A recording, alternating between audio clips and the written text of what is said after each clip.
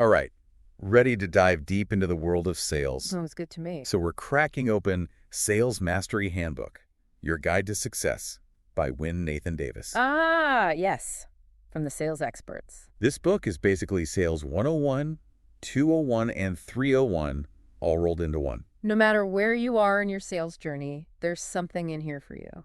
I was really struck by how it challenges those old school sales tactics. Oh, absolutely. Like, remember the days of relentless cold calling? Ugh, don't remind me. The book argues that those techniques are going the way of the dodo. It's true. It even uses the example of British Gas, Yeah. They completely ditched their door-to-door sales approach because it just wasn't cutting it anymore. That's a pretty bold move, but it shows how much things are changing. Exactly. The book's main message is that today, sales is all about building genuine relationships. And really understanding what your customers need. It's not about pushing products, it's about solving problems. Exactly. It's about being a trusted advisor. But isn't there a risk of, getting too chummy with your customers and forgetting to actually close the deal? That's a valid concern. And that's where the book's concept of smart selling techniques comes in. Ah, okay.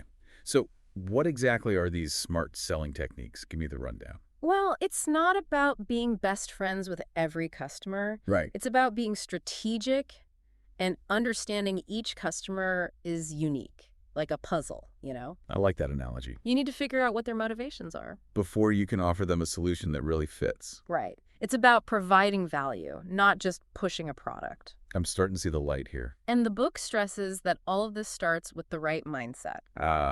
Mindset. Yeah. The magic word. You mean like believing in yourself? Well, yes, but it's even more than that. Okay, go on. I'm intrigued. It's like your mindset is the foundation for everything you do in sales. That makes sense. You can know all the techniques in the world, but if you're struggling with self-doubt or fear of rejection... You're not going to get very far. Right. It's like trying to build a house on a shaky foundation. Okay, I get the importance of mindset, Mm-hmm. but it can be tough to change, What were some of the things that stood out to you in the book about this? Well, the book actually uses some really cool examples to illustrate this. One is the author's own fitness journey. Oh, interesting. I'm all ears. He talks about how he was struggling to get results, Relatable. but then he shifted his mindset about exercise and everything changed. He started seeing amazing progress. That makes sense. Sometimes all it takes is a change in perspective. Exactly. And the book also talks about the author's friend, Rory. Okay, tell me about Rory. So Rory was super talented, but struggled with procrastination and self-doubt. I think we've all been there at some point. Right, and his story shows how those internal challenges can really hold you back, especially in sales. Definitely.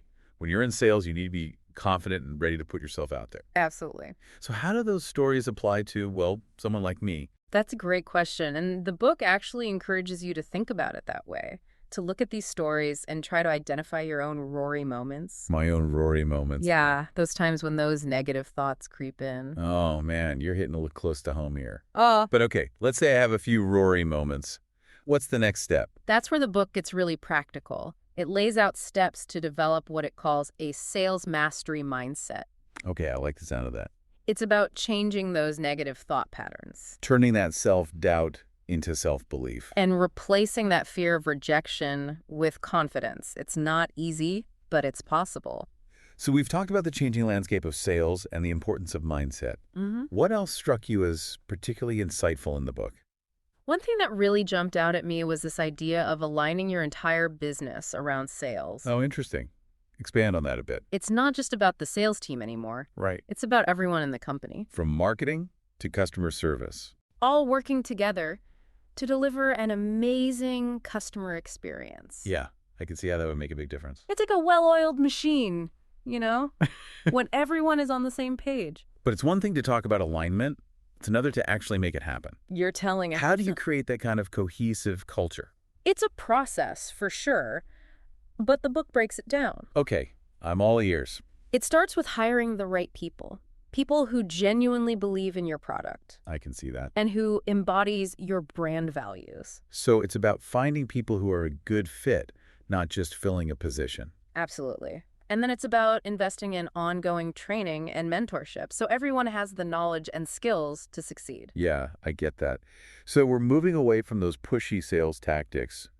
What does this new relationship-focused approach actually look like in action? Well, it starts with understanding the customer's journey. The customer's journey. Fill me in. It's about meeting the customer where they are, not just hitting them with the same generic message. Okay, I like that idea. Make it personal. Yeah. For example, someone who's just hearing about your product for the first time Right.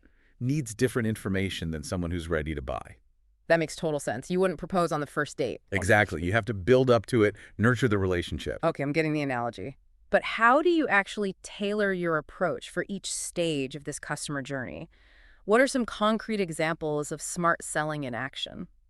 Well, one area the book really dives into is using social media for sales.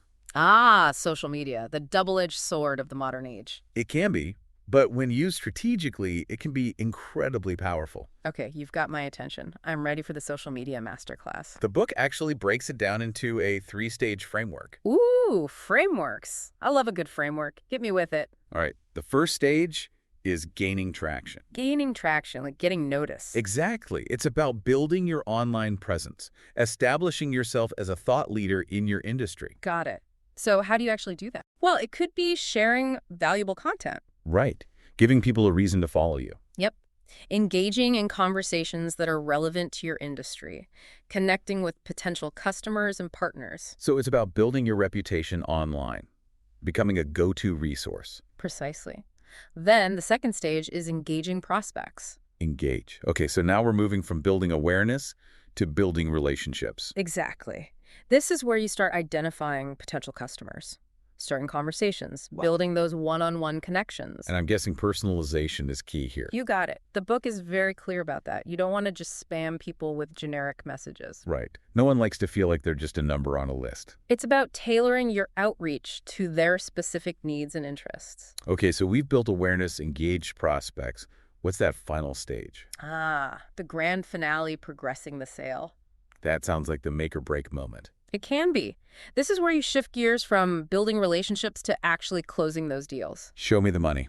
The book talks about how important listening is here, really understanding your prospects' pain points. Right, so you can offer a solution that actually solves their problems. And presenting your product or service as a way to help them reach their goals. So it's about being a problem solver, not just a salesperson. Exactly. And the book gives some great tips on how to do that effectively. For instance, crafting a compelling message. I feel like I've heard that a million times, but what does that actually mean? What makes a message compelling? Well, the book actually uses Coca-Cola as an example. Coca-Cola, really? Yeah, they're constantly evolving their marketing, but their core message, happiness, and connection, that stayed consistent. You know, that's true. Their ads always get me right in the feels. See, but how do you apply that to, like, something that's not as universally appealing as Coca-Cola? Right, like software or something. Even with something like software, you can still connect with people on an emotional level. Okay, how so?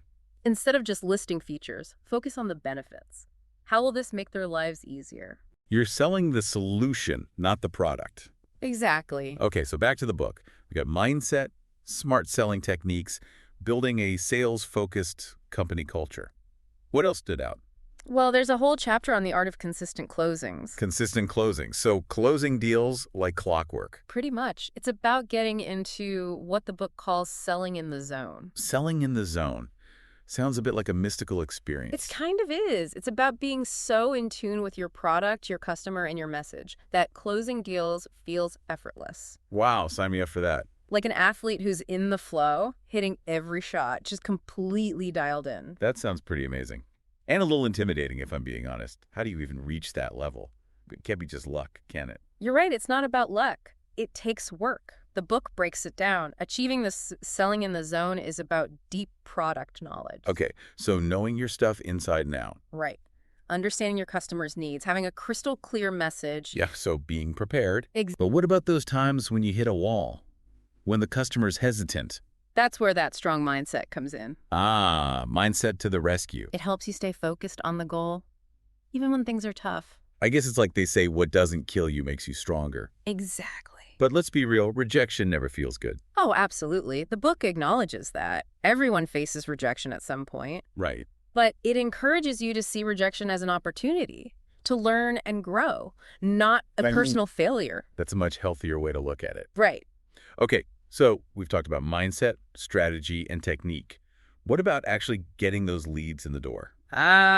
Lead generation, the lifeblood of sales. Is that still a big deal, even with this new relationship-focused approach? Absolutely. And the book has a whole section on it. One of its main points is that lead generation shouldn't be solely on the salesperson's shoulders. Interesting. So it's more of a team effort. Exactly. It argues that lead generation should be a core marketing function. I can see how that would take some pressure off individual salespeople. Right. And it uses this great analogy to illustrate its point. Okay, hit me with the analogy. It compares a sales team that relies solely on individual lead generation to a one-man band. Oh no. I could already hear the clashing cymbals. So what's the alternative? The book says a dedicated lead generation team is more like a symphony orchestra. Much better. I love that. Each section plays its part to create this beautiful, harmonious sound. Okay, but how does the symphony orchestra approach work in the real world of sales? What does a dedicated lead generation team actually do? They create a system to identify and target the right prospect. Okay, makes and sense. nurture those relationships, and then quickly pass those qualified leads on to the sales team. Ah, I see. So they're like the scouts, bringing in the best prospect. Exactly. And they might use all kinds of tactics. Like what? Content marketing, social media engagement, email campaigns, even events. Anything to drum up interest and capture those leads. I can see how that would free up salespeople to focus on what they do best. Building relationships. Closing deals. Exactly. But what about companies that can't afford a whole lead generation team? Well, the book acknowledges that not every business can do that. Right. But it stresses that you shouldn't ignore lead generation, even if you're a small business. So what's the advice? Start small. Focus on what makes sense for your target audience, and gradually expand your efforts as you grow.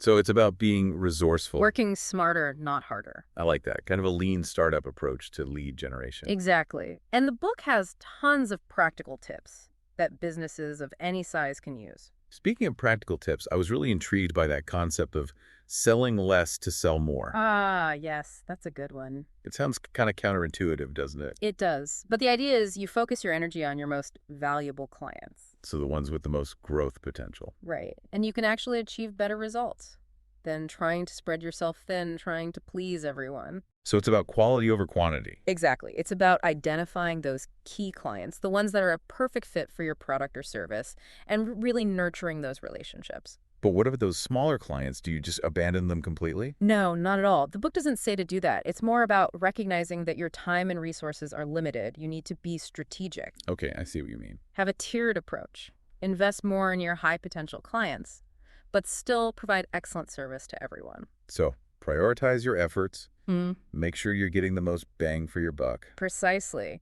And the book actually provides a framework for how to do that effectively. Lay it on me. You segment your clients based on their potential value, develop specific strategies for each group, and track your results to see what's working. It's all about maximizing your impact. Okay, let's say we've got our mindset on point. We're using smart selling techniques. We've built a killer sales team, and we've mastered the art of lead generation. What's next? How do you take your sales career to the next level? Well, that's where the book's final chapters come in. They give you tons of advice on how to supercharge your sales career. Okay, tell me more. Everything from writing a killer resume to building a strong online presence. Sounds like a recipe for success. It is. It talks about networking, attracting headhunters. So basically leveling up your game in every way. Exactly. What are some of the biggest takeaways from those chapters? One big theme is personal branding. Ah, yes. Personal branding. The buzzword of the century. It's not enough to just have a good resume anymore. Right? You need to stand out, showcase what makes you unique. So you're basically selling yourself. Exactly. The book talks about how to do that. Okay, I'm all ears. Let's hear it. Quantify your achievements. Highlight your specific skills and experience. Make sure your message is tailored to the people you're trying to reach. So know your strengths and be able to articulate them clearly. Precisely.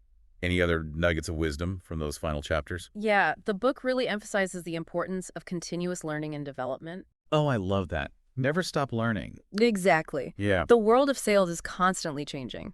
If you want to stay ahead of the game, you need to be constantly learning new things. So it's not a set it and forget it kind of career. Yep. You have to keep growing and evolving. That's the name of the game. The book encourages you to have a growth mindset. Right. Be curious. Look for ways to expand your knowledge. Always be learning. I like that. Any specific advice on how to do that? Yeah, it suggests attending industry conferences, for one. Makes sense.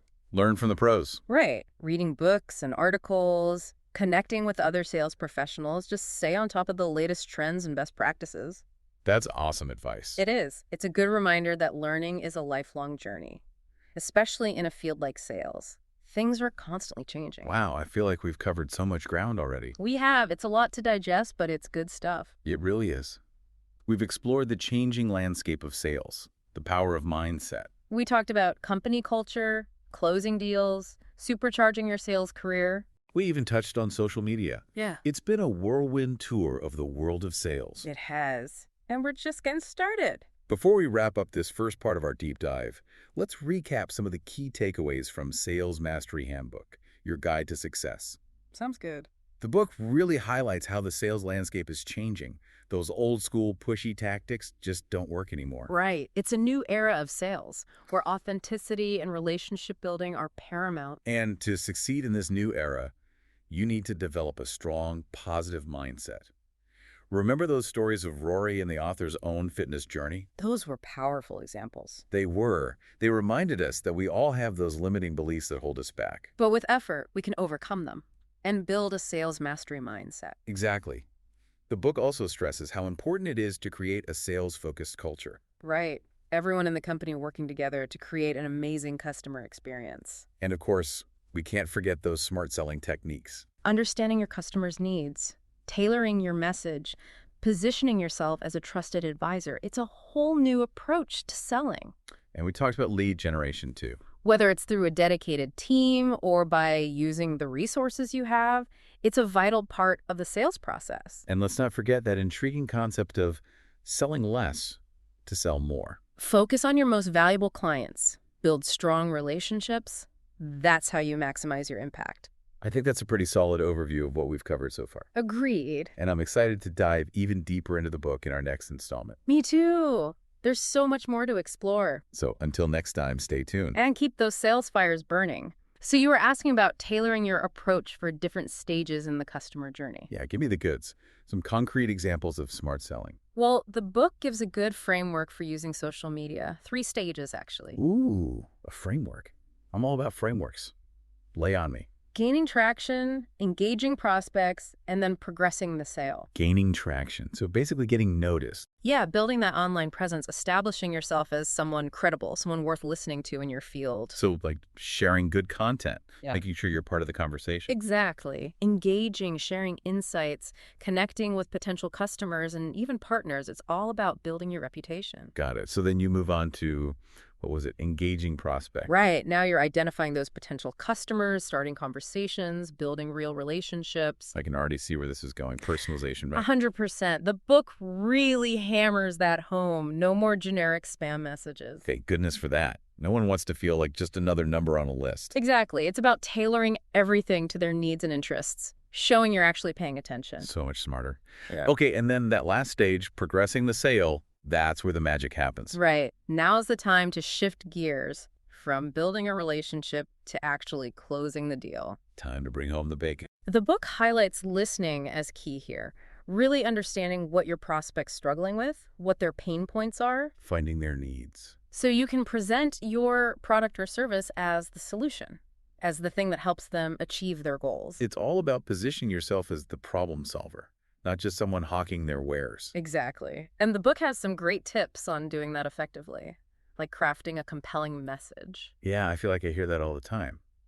But how do you actually make a message compelling? It's a good question. And, the book uses a really unexpected example here, Coca-Cola. Coca-Cola, what do they have to do with sales? Well, they're constantly adapting their marketing to stay relevant, right? But their main message, that feeling of happiness and connection, it's been consistent for decades. True, their ads always tug at the heartstrings a bit. But how do you apply that to something less, universally loved than Coca-Cola? Right. What if you're selling, software? Yeah, not exactly the most emotionally evocative product. Even with software, you can tap into those emotions.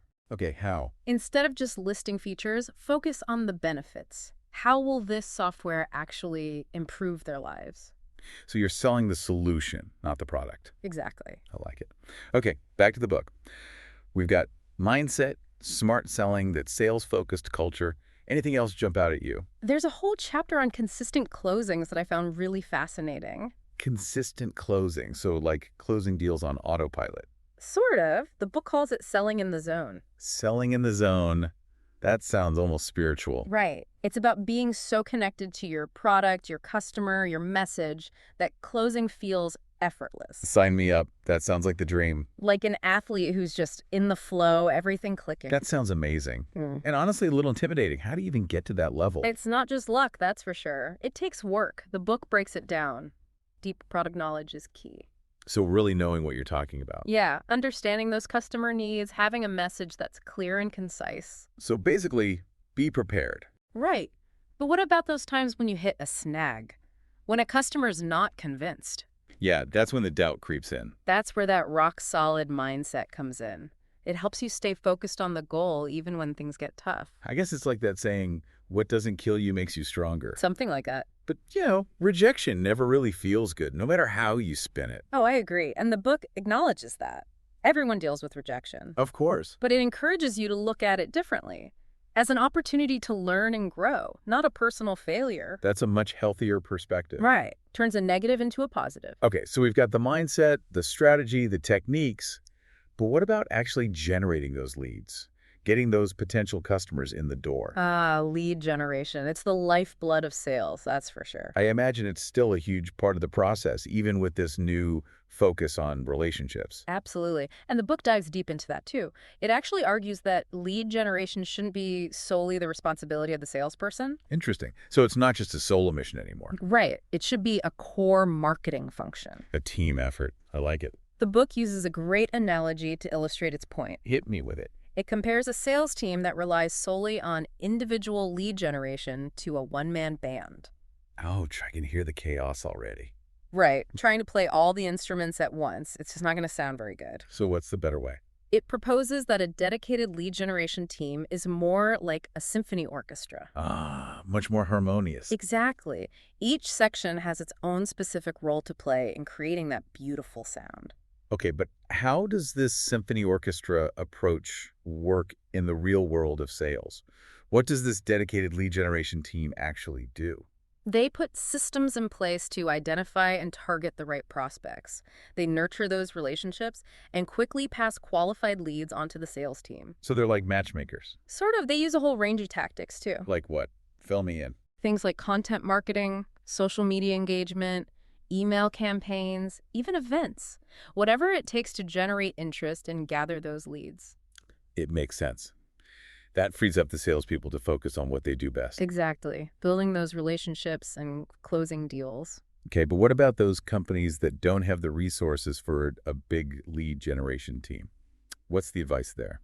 The book says even if you don't have a whole team, you shouldn't just ignore lead generation. Right, of course not. But what can you do? Start small. Focus on the channels that work best for your audience and expand as you grow. So be smart about it. Right. And there are a ton of practical tips in the book that work no matter what size business you have. Oh, that's great to hear. You know, one thing that really caught my eye was that selling less to sell more idea. Yeah, that's a good one. Sounds almost impossible, though. I know, right? But the idea is if you focus your time and energy on your best clients, the ones with the highest potential, you can actually get better results than trying to be everything to everyone. So it's quality over quantity again. Exactly. Find those clients that are a perfect fit for what you offer and really build those relationships. Makes sense. Yeah. But what about your smaller clients? You just ignore them? No, not at all. It's more about recognizing that you have limited time and energy. Okay, yeah. So you have to be strategic. Be smart. Right. Have different approaches for different clients based on their potential value. A tiered system. Yeah. Invest more in your high potential clients, but still take good care of everyone. So prioritize your efforts. Exactly. Make sure you're getting a good return. The book has a whole framework for how to do it, too. Oh, that's cool. Yeah, it talks about how to segment your clients, develop tailored strategies for each group, track your results. Awesome. It's all about maximizing your impact, I like it. Okay, let's say we've got the mindset, the smart selling techniques, a fantastic sales team, we've mastered lead generation. What's next? How do we take our sales careers to the next level? Well, that's where the final chapters of the book come in.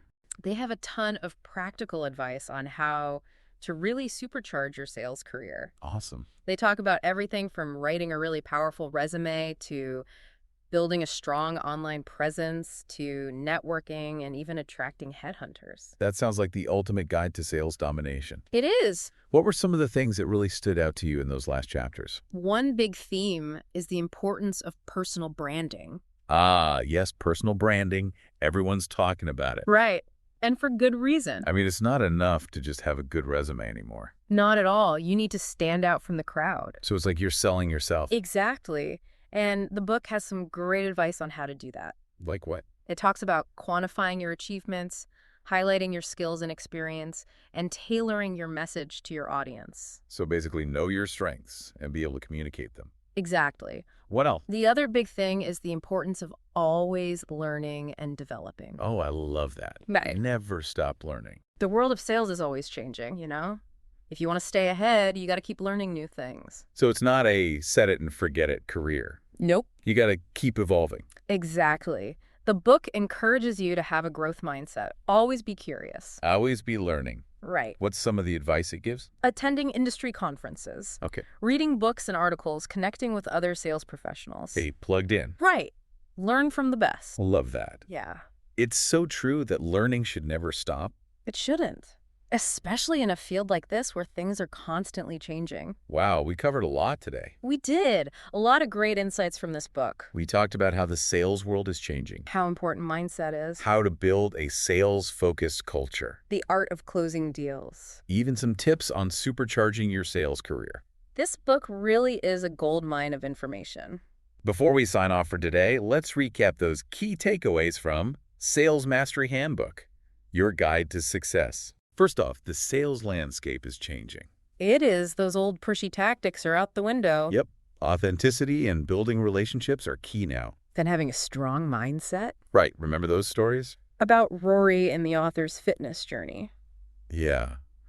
They show us how much those limiting beliefs can hold us back. But we can overcome them. Absolutely. And we talked about aligning your entire business around sales. Yes. Creating that customer-focused culture. And of course, we can't forget about those smart selling techniques. Understanding your customers. Tailoring your message. Positioning yourself as a problem solver. Exactly. And lead generation. Whether you have a dedicated team or you're doing it yourself. It's essential. It is. And who could forget selling less to sell more? Focusing on your most valuable clients. Building those strong relationships. That's how you make a real impact. Amazing insights. They are. And so much more in the book, too. Well, that's all the time we have for today. But this is a conversation that could go on and on. It really could. There's so much to learn about sales. There is.